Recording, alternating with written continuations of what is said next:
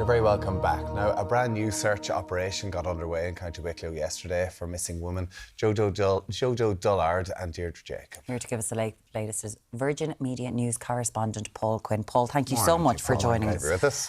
We've heard of Jojo Dullard's and Deirdre Jacob's name for years because of their disappearances. God bless them. Can you give us a little reminder as to who these women are? Yeah, so Jojo Dullard was from County Kilkenny and she went to Dublin on a night out in November 1995. She missed her bus home to Callan. She managed to get to Naas and then she managed to hitch a lift to Moon in County Kildare, and she was last seen in a phone box in Moon. She'd rang a friend to say that somebody had offered her lift and that she was going to go home, and that was the last time she was ever seen. She was just 21 years of age. Less than 3 years later, 18-year-old Deirdre Jacob, who was from Newbridge in County Kildare. She'd been in Kildare that time. The CCTV footage that shows her going into the post office, going into the bank, going around her business. She was literally at the front gate of her house when she was last seen, and then she vanished. And she was 18, and that was July 1998. Both cases were upgraded to murder investigations. Jojo's in 2020, Deirdre's in 2018. What was that? Yeah, so they were initially reported missing persons, but Gardaí believed over time, as the years went on, from their investigations, they believed that they were killed, that they were murdered, and that their bodies were secretly buried somewhere. Their bodies have never been discovered. Obviously, yesterday, then we get the news of a new search operation. And I think what's significant about this is we've had search operations down through the years for the individual women themselves. There's a number of women, as you know, who disappeared in the so-called vanishing triangle in Leinster back in the 1990s. And this is the first time that a search operation has linked the two of them together, or there's been one where two of them are involved. Now, we understand that Gardaí have received information that potentially a body has been buried in some sort of a container on the land close to the quarry that's been excavated at the moment in County Wicklow, very close to the Kildare border where the two women were last seen. And I think the fact that they are linking the two of them perhaps is they're unclear of which... If it could be one or the other, exactly. And there's talks of there being a car there. The site that they're searching is 30 kilometres north of where Deirdre Jacob was last seen and 17 kilometres west from where Jojo Dullard was last seen. Now, you mentioned there Ireland's vanishing triangle is what it's called. So we'd just like to also mention the women who have all disappeared, who we talk about in this way. It's Annie McCarrick, Jojo Dullard, Eva Brennan, Fiona Pender, Fiona Sinnott, Deirdre Jacob and Ciara Breen. And every few years they're brought up and just really thinking of their families every single time that this happens. So do we know anything about this information that the Gardaí have received and why they've gone to this area? No, and look, last year we were on here speaking about Fiona Pender. There was a search, and Annie McCarrick. So you're very conscious of the families as well that are involved in this.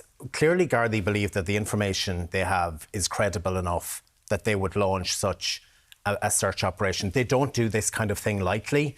So they perhaps are confident enough that there is something there, whether that is the remains of one of these women or whether it might be something that could lead to some sort of a breakthrough, some sort of evidence that could point to where they may be. This is also a site which is around 10 kilometres from Baltinglass, which is where convicted rapist Larry Murphy lived. He has, for a long time, been the chief suspect in Deirdre Jacob's disappearance and murder. Now, Gardaí did ask the DPP a number of years back to prepare a file on this, bring forward charges, but the DPP didn't do that at the time. So I suppose there's a lot of talk about that, the fact that this is so close to where Larry Murphy lived. Now, there's always been a separate suspect in the Jojo Dullard case.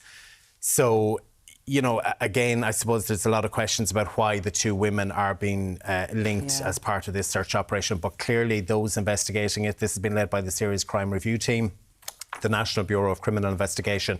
They clearly believe that this warrants a search operation. That search is likely to go on for a number of days. This other suspect, because we know, as you mentioned there, Deirdre Jacob, Larry Murphy has been named as chief suspect in that. This suspect that hasn't been named, they were arrested in... Yes, so there was a search in November 2024. Jojo Dullard went missing in November of 1995. So on the 29th anniversary of her death, there was a search carried out that lasted some time. A man was arrested, but he was released without charge. Warren mentioned the number of girls who disappeared in this vanishing triangle. I mean, for the families today to see another search, has there been any reaction from either of the girls? No, and look, I've interviewed Michael Jacob down through the years, and he's just, every time you meet him, he's absolutely heartbroken. Jojo Dullard's family as well, her sister Kathleen has been out campaigning for years. We spoke to a family friend yesterday, Father Willie Purcell, who just says, look, they're doing well. I suppose they've been down this road before. Totally. They've been here so many times. They have all of this hope, all of this anxiety, and it hasn't so far led to a breakthrough. But every time you speak to them, they just say they never give up hope. That is what they cling to. They cling to someday they'll be able to find out what happened to their loved one and where they are, and be able to bring them home and to bury them properly. They're part of the most horrible group who, thank God, a lot of people don't know what this feels like. They do want to find their loved ones. We know that's what they want. Over the coming days, now that the guards are there, they're doing that searching, they're on the covers of all the papers. What can we expect? So they've taken, they've kind of seized an area of land. Yesterday you had a really large digger there, and it was removing an awful lot of soil from one particular part of that to another area. They kind of sealed it off. They'll be fully excavating that area.